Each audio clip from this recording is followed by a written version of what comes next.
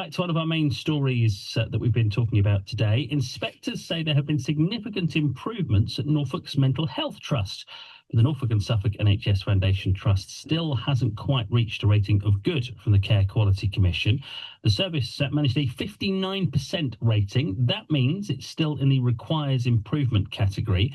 Earlier in the programme, we heard from the Trust's Chief Executive, Caroline Donovan. It's really important for us that we sustain that improvement, but it's the first time that the Trust have sustained the improvement, and so very, very near certainly from a well-led perspective to get to good.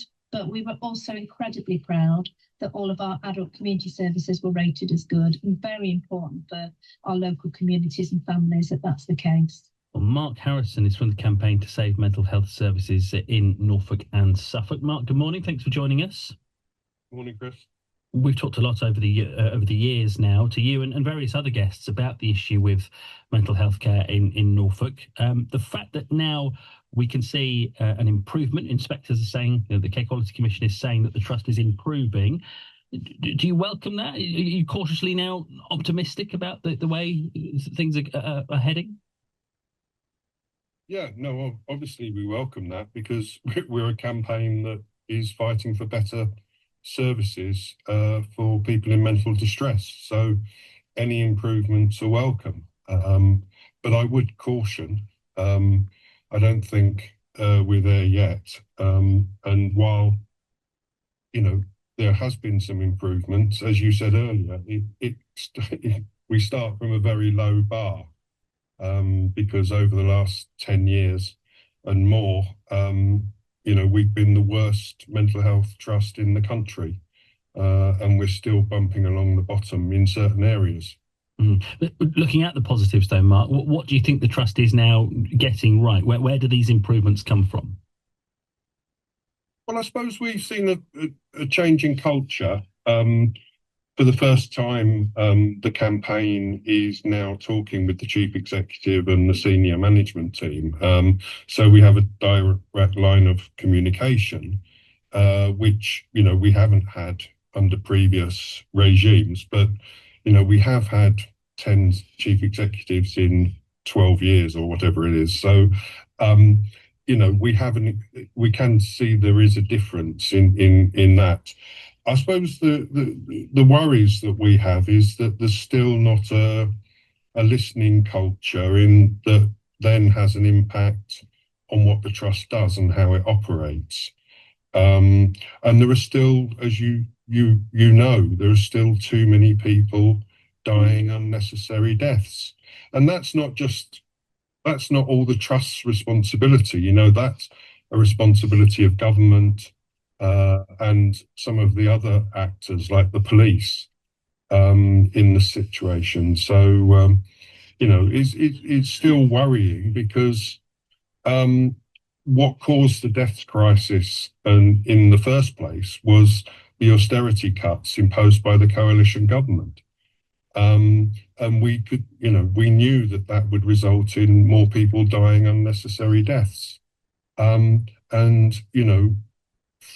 14 years on, we're still receiving austerity cuts. The government has cut £34 million, £35 million out of NSFT's budget over the last 2 years. That's nearly 10%.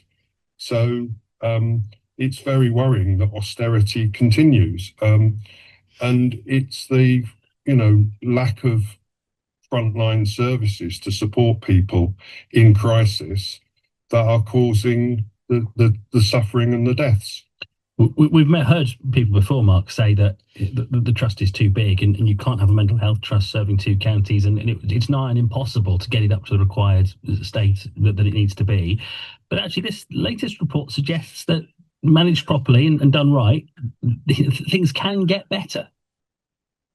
Yeah, no, I think they can. I'm not, and the campaign isn't fixed on what it looks like. We want high quality services that support people when they're in crisis. That's what the NHS mental health service should be.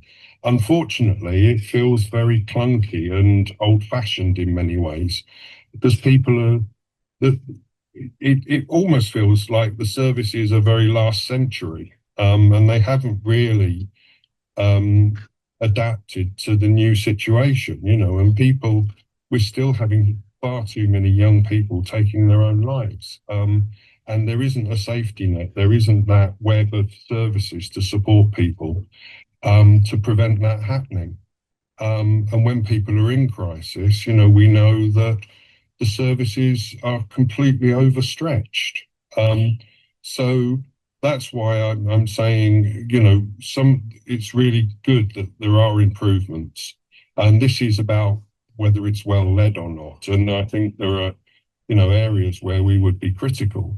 But the main priority for us as a campaign is to stop people dying unnecessary deaths. And that means having, comprehensive support for people when they need it.